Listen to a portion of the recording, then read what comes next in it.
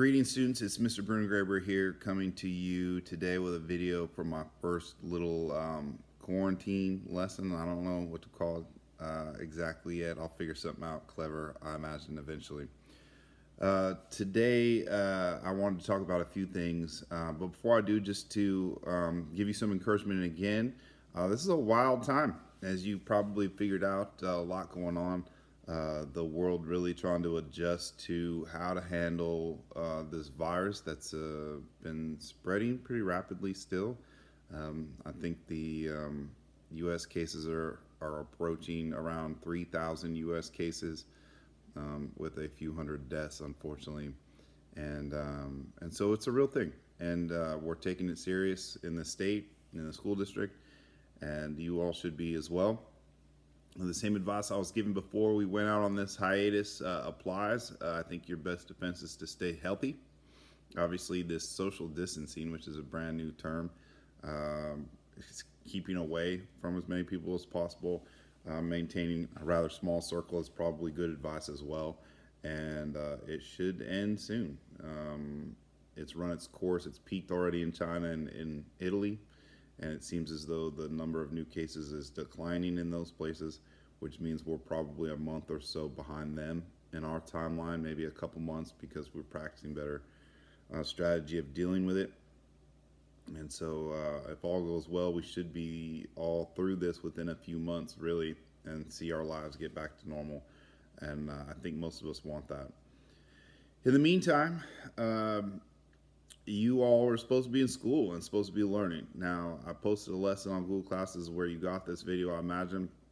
I want you to look through that. Learning doesn't happen just in a classroom. It doesn't happen just with a teacher. A classroom environment helps facilitate learning, and a teacher helps facilitate learning and encourage learning as well. But you know, as well as I know, that I was never in charge of whether you learned or not. Many of you sat there and ignored learning altogether. You refused to learn no matter what. And that's not new. You're not the first teenagers to not want to learn anything ever and just sit there, and you would rather die than have some learning going on. You're not the first ones. It goes all the way back. Teenagers and youth have forever eschewed learning, which means tried to dodge learning. But I wanted to come with you a pretty powerful message I learned recently. I recently read the Narrative Life of Frederick Douglass.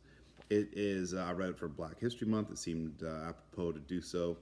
And so I read it. It was profound. It's a public record, so you could Google it right now and probably read it for free. And I highly recommend it. It's only 100-something pages long.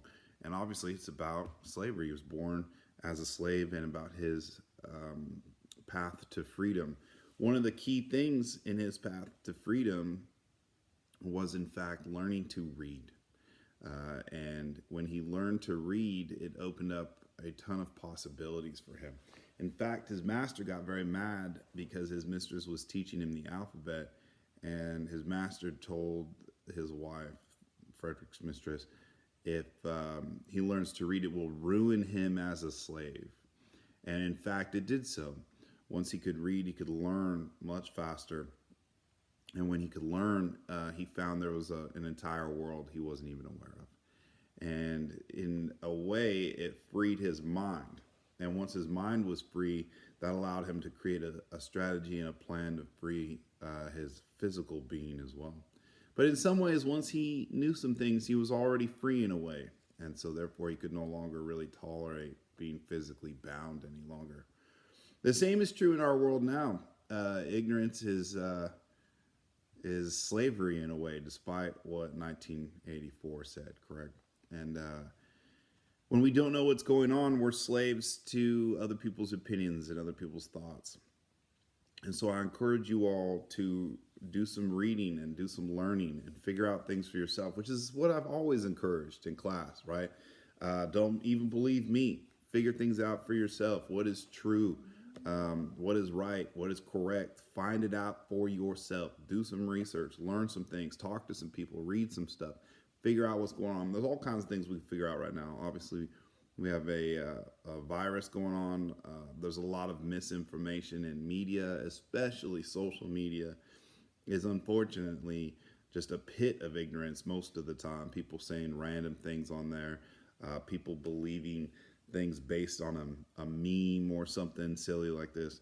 I encourage you to be above that and to learn things much beyond the surface level.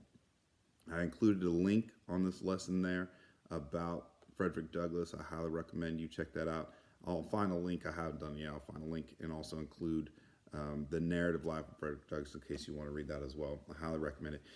In future lessons, I will break it up. I'm going to just record one video for all four of my classes: econ students, world history, American justice, and my 8th grade class. But I will try to include something more specific for each of you to think about, learn about, look at along the way. All of those social sciences, no matter what grade and what class you happen to be in, it's all still social science, and that's a lot of what's going on right now. I no doubt I'll do a lesson about the Spanish flu, which is probably the deadliest pandemic our globe's ever seen.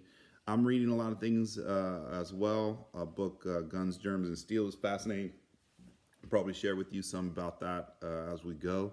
And so I hope you tune in every day, check out what I post for you all, do some thinking, do some learning, and but above all else, stay healthy, and we'll get through this together. All right, students, that's it for today. Take care, and I'll check in with you tomorrow.